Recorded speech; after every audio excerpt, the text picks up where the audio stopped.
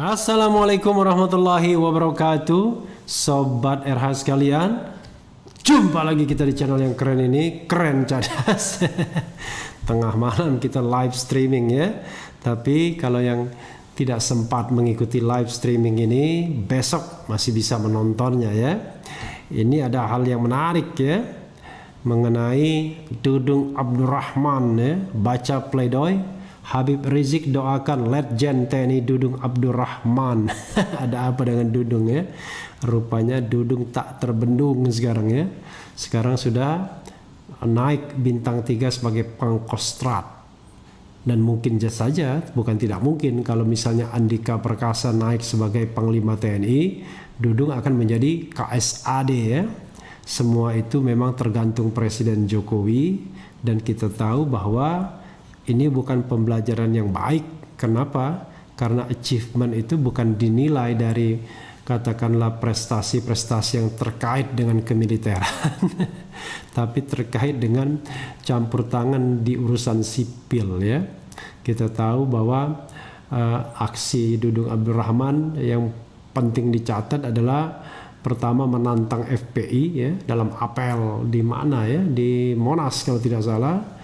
Kemudian yang kedua menurunkan baliho FPI ya atau Habib Rizik, dan the last but not least ya adalah hadir dalam press conference tentang terbunuhnya 6 laskar FPI bersama Kapolda Metro Jaya. Dan setelah itu Dudung mendapatkan rewardnya, yaitu naik bintang menjadi bintang 3 dan sekarang menjadi Pangkostrat. Jadi Sobat Era sekalian, itulah sebabnya mengapa reformasi kita itu berusaha meniadakan atau menghapuskan dui fungsi ABRI atau sekarang TNI Polri. Kenapa begitu? Karena kalau TNI masuk dalam politik, tidak ada satu kekuatan pun yang mampu menghadang. Jadi kalau misalnya Maijen Dudung menantang FPI, yaitu salah alamat. Katakanlah siapapun yang mengkritik TNI dibungkam ya juga pasti bisa, karena kita tahu bahwa TNI adalah kekuatan bersenjata yang tidak mungkin dilawan. Jadi Sobat Era sekalian, itulah sebabnya kita butuh yang namanya supremasi sipil, agar kekuatan bersenjata itu tidak menjadi kekuatan yang menakutkan di dalam wilayah politik. Dan kita sudah mengakhiri dui fungsi TNI tersebut. Jadi yang harus kita garis bawahi adalah fungsi TNI itu adalah alat pertahanan ya, bukan masuk pada wilayah kekuatan sipil. Tapi memang terakhir ini ada gejala bagaimana beberapa petinggi TNI dilibatkan dalam urusan-urusan sipil. Ya, seperti menjadi kepala BNPB misalnya. Lalu ada juga yang menjadi komisaris tapi agak melipir jalannya ya. Panglima TNI aktif dimasukkan ke dalam lembaga-lembaga atau institusi-institusi yang masih terkait dengan TNI. Misalnya Wantanas dan lain sebagainya dijadikan komisaris BUMN. Jadi jangan sampai kemudian era keterlibatan TNI ya di dalam politik itu kembali lagi, atau panglima-panglima jenderal-jenderal TNI berpikir bahwa cara gampang untuk menaikkan jabatan adalah dengan masuk ke wilayah politik, melakukan tindakan-tindakan yang terkait dengan kepentingan politik. Termasuk misalnya yang harus dijaga adalah keterlibatan TNI Polri dalam pemilu yang terus terang saja sudah kasat mata sebenarnya, tetapi memang sulit dibuktikan, tidak akan ada pernah orang berani untuk menyampaikan hal ini. Tapi pembicaraan bawah meja itu semua sudah tahu sama tahu ya. Mudah-mudahan kita bisa mencapai TNI dan Polri yang profesional, bukan TNI dan Polri yang terlibat pada wilayah politik. Coba kita bacakan ya. Baca pledoi Habib Rizik doakan Letjen TNI Dudung Abdurrahman. Letjen TNI Dudung Abdurrahman menjadi salah satu nama yang disinggung Habib Rizik dalam pledoi. Pledoi itu terkait kasus data swab yang membuat Habib Rizik dituntut 6 tahun penjara. Letjen TNI Dudung Abdurrahman ialah mantan Pangdam Jaya yang pernah beberapa kali bersinggungan dengan Habib Rizik. Salah satunya saat dia mengerahkan pasukan untuk menurunkan baliho dan poster Habib Rizik ya. Jadi ada leluconnya mengatakan apa kelebihan atau prestasi Anda sehingga Anda naik bintang menurunkan baliho. Ini kan sebuah satir ya yang saya baca di media sosial. Dalam pledoi, Habib Rizik meyakini bahwa kasus kerumunan dan data swab yang menjerat dirinya merupakan sebuah operasi intelijen hitam berskala besar. Menurut Habib Rizik, setelah acara Maulid Nabi di Petamburan pada 14 November, serangan terhadap dirinya semakin masif. Habib Rizik menyebut bahwa pada 19 November 2020, daerah rumahnya di Petamburan didatangi pasukan elit TNI yaitu Kopassus AD, Marinir AL serta Pasas AU ya. Mereka bernama Koopsus. Jadi Koopsus ini adalah komando operasi khusus ya. Jadi Koopsus, komando operasi khusus. Ini adalah pasukan elit TNI yang dibentuk pada masa Panglima TNI Hadi Cahyanto yang merupakan gabungan dari pasukan-pasukan elit Angkatan Darat, Angkatan Laut dan Angkatan Udara.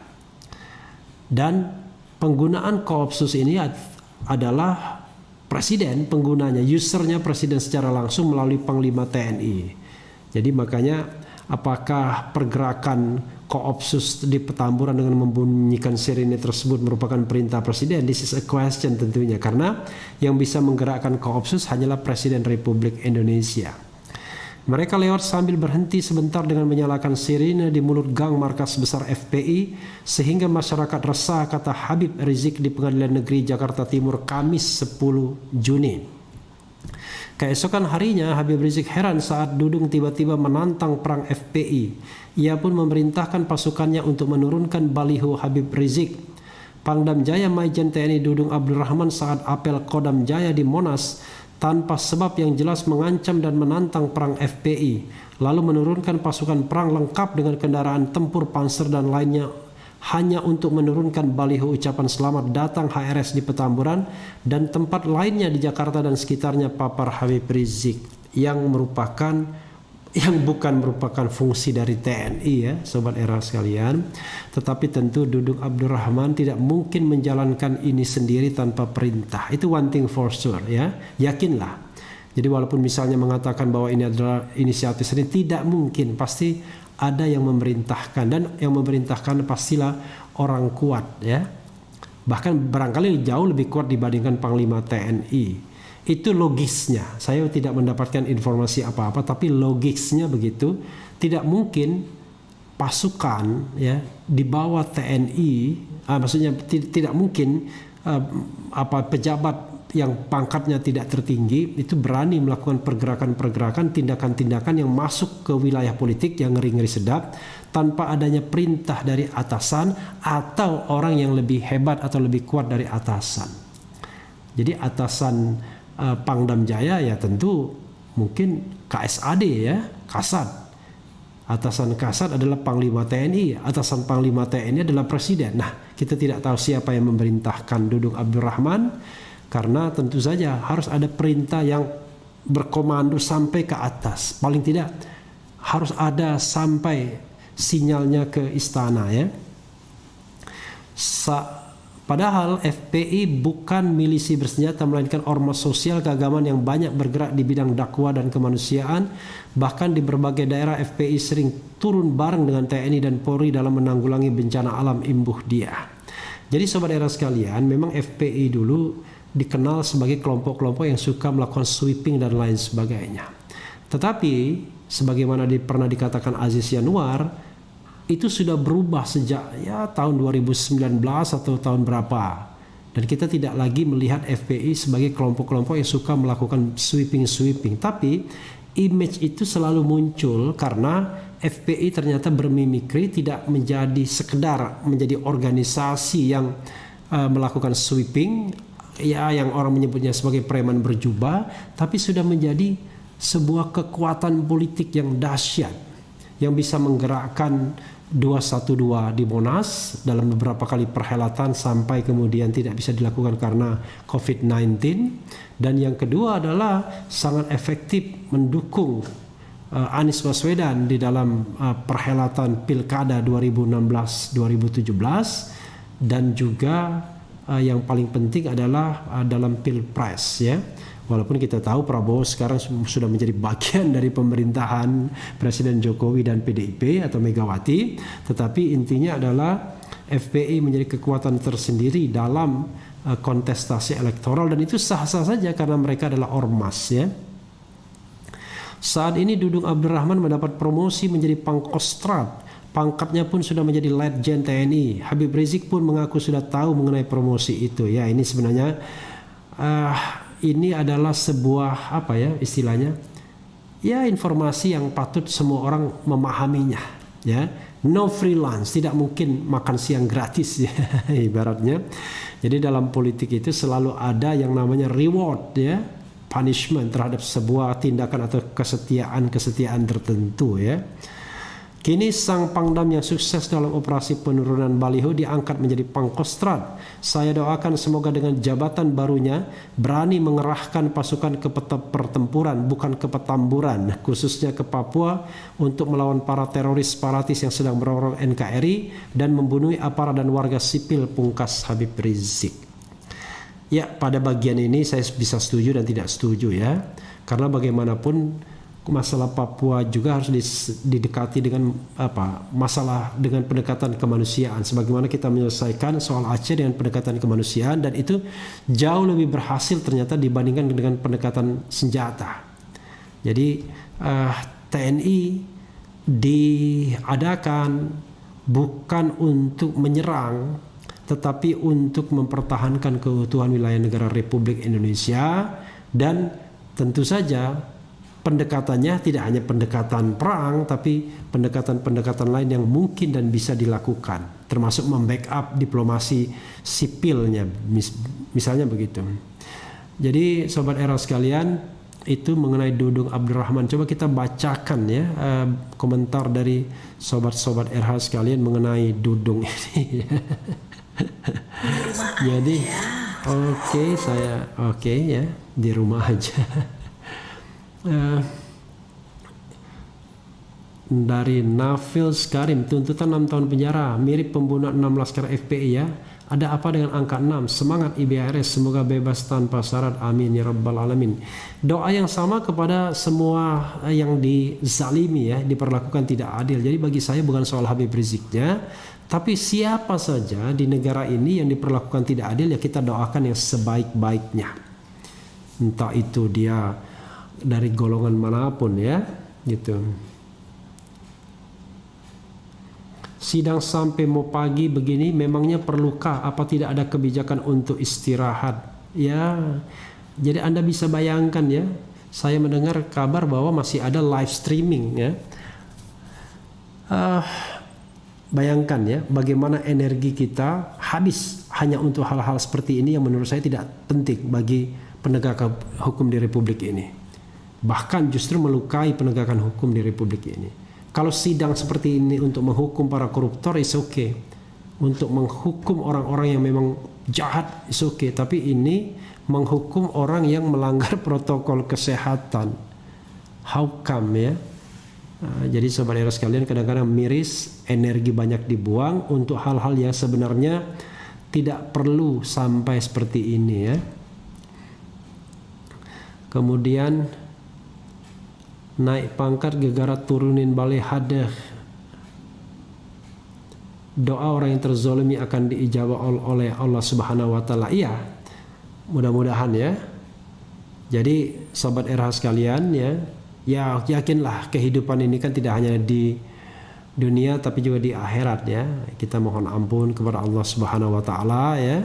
Banyak hal-hal yang tidak adil di dunia ini, tapi yakinlah mereka yang diperlakukan tidak adil di dunia itu akan mendapatkan ganjaran yang baik di akhirat. Dan mudah-mudahan dosanya diampuni ya, dosa orang yang terzalimi. Sebaliknya dosa orang yang menzalimi itu adalah dosanya besar ya. Dan mudah-mudahan ya juga kita doakan mudah-mudahan sadar ya, sehingga bisa kembali kepada kehidupan yang normal ya. Karena pangkat, jabatan, dan apapun di dunia ini kan hanya sementara. Begitu nyawa taken from our body ya, maka nggak ada gunanya lagi ya seluruh atribut tersebut ya. Mau pangkat jenderal, mau pangkat komisaris utama, mau pangkat presiden dan lain sebagainya atau jabatan presiden. Begitu nyawa taken from our body, maka tidak ada gunanya lagi semua apapun ya. Yang menyertai kita kan cuma amal ibadah saja, sobat era sekalian. Sudah selesai bang, dari Maluku Utara hadir bang, hampir selesai.